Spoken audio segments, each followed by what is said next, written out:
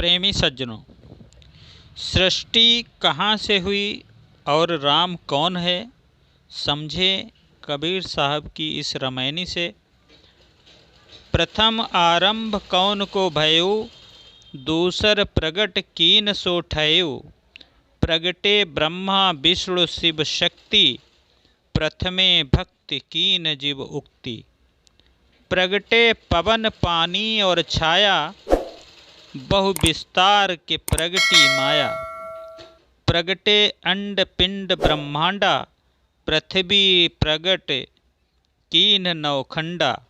प्रगटे सिद्ध साधक सन्यासी, ई सब लागी रहे अविनाशी। प्रगटे सुर नर मुनि सब झारी, तेहि के खोज परे सब हारी। और साखी में साहब कहते हैं, जीव शिव सब प्रगटे, बैठा कुर सब दास। कबीर और जाने नहीं, एक राम नाम की आस। कबीर साहब कहते हैं, पहल किसकी उत्पत्ति हुई। और दूसरा प्रश्न यह है कि वह कौन जगह है जहाँ पर ठहर कर किसी ने सृष्टि की। ब्रह्मा विष्णु तथा महादेव शक्ति किसी नारी से पैदा हुए और जीव पूर्व कथनानुसार अपने अनुमान से भक्ति करने लगे। पवन पानी और अग्नि प्रकट हुए, बहुत विस्तार से माया प्रकट हुई। अंड पिंड और ब्रह्मांड प्रकट हुए और नौ खंडों के सहित पृथ्वी प्रकट हुई। सिद्ध साधक सन्यासी सुर नर मुनि आदि जितने संसार में जन्म लिए, सब किसी अविनाशी तत्व की खोज में लगे रहे और उसी में थक हार कर परेशान हो गए। जीव से ही शिव, ईश्वर इत्यादि की कल्पना प्रकट हुई। पीछे से कल्पित पदार्थ ही स्वामी बन बैठे और कल्पना करता जीव उनके दास बन गए। कबीर साहब कहते हैं कि मैं और कुछ नहीं जानता, मुझे केवल उस आत्म स्वरूप का ही आशा भरोसा है जिसका नाम राम है, अर्थात मेरा निरंतर विश्राम स्वरूप राम में ही है। जो लोग सृष्टि का आरंभ मानते हैं, सतगुरु कबीर ने उनसे प्रश्न किया है कि सर्वप्रथम किसकी सृष्टि हुई है। आगे सातवीं रामायणी में इस विषय का खुलासा है।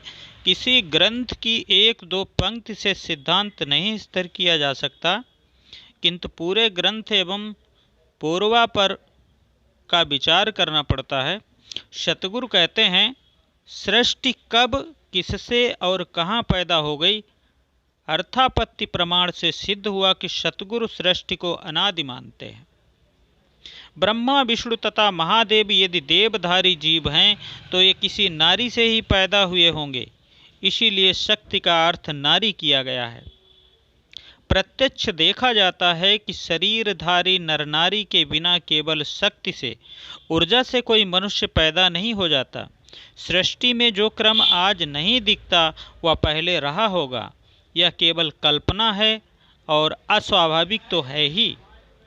इस रामायणी के पूर्व अर्थात दूसरी रामायणी में ब्रह्मादि द्वारा दी गई उपासना भक्ति की चर्चा हो चुकी है। यहाँ कहना कि प्रथम कथनानुसार ब्रह्मादि जीवों ने अपने अनुमान से भक्ति की, उक्ति का अर्थ कहा हुआ होता है और तजबीज अनुमान कल्पना आदि भी होते हैं।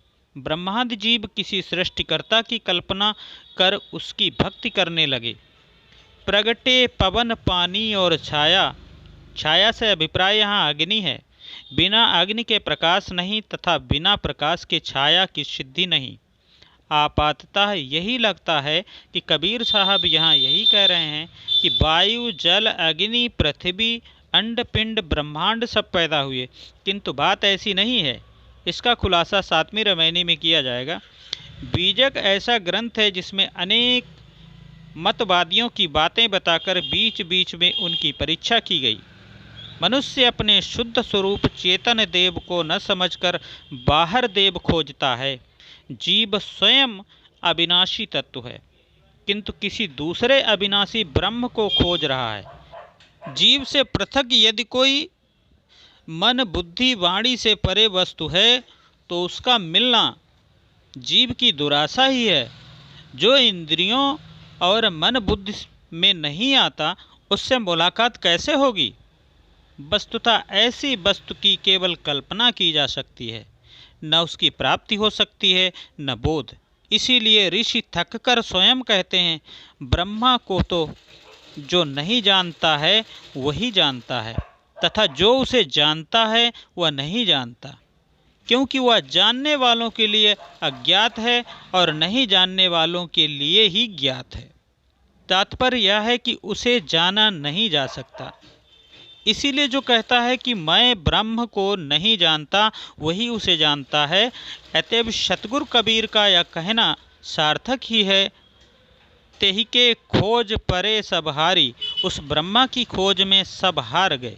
श्री निर्मल साहब भी कहते हैं, मन बुद्धि बाणी परे बताबे, पुनि तेहि दर्शन को ललचाबे। और फिर गोस्वामी तुलसीदास जी भी तो कहते हैं, अलख कहें देखन चहें, ऐसे परम प्रवीण, तुलसी जग उपदेश ही, बनि बुध अबुध मलिन। तो क्या साधक को निराश हो जाना चाहिए? निराश होने की आवश्यकता नहीं है।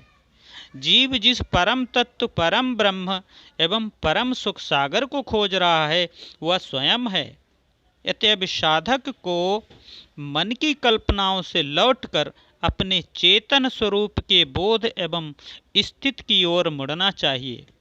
जीव सीब सब प्रगटे, मैं बै ठाकुर सब दास, कबीर और जाने नहीं एक राम नाम की आस। जीव न होता तो शिव की कल्पना कौन करता।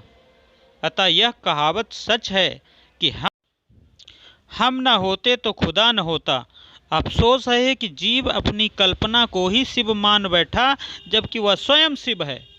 जीव अपनी कल्पित धारणाओं को ही स्वामी मानकर उसके सामने घुटने टेकता है। उसे अपने गरिमामय महत्व का भी भान ही नहीं होता। कबीर और जाने नहीं एक राम नाम की आस। इसका यह स्थूल अर्थ करना कि कबीर और कुछ नहीं जानते, उन्हें केवल राम नाम की ही आशा है, चिंत है। महातार्किक कबीर इतने भोले नहीं हैं कि वे केवल राम नाम की आशा कर बैठ जाएंगे और अन्य कुछ जानने की चेष्टा ही नहीं करेंगे। यदि वे ऐसे भोले भक्त होते तो पूरा बीजक राम नाम की महिमा का ग्रंथ होता है। हाँ, वे यह अवश्य कहते हैं कि राम नाम निज जान के, छाड़ देव वस्तु कोटि। राम ऐसा नाम तुम अपना ही समझो और खोटी वस्तुएं ब्रह्मा कल्पनाओं को छोड़ दो। यदि कबीर का कोई उपासनीय राम है तो वह अपना चेतन स्वरूप ही है।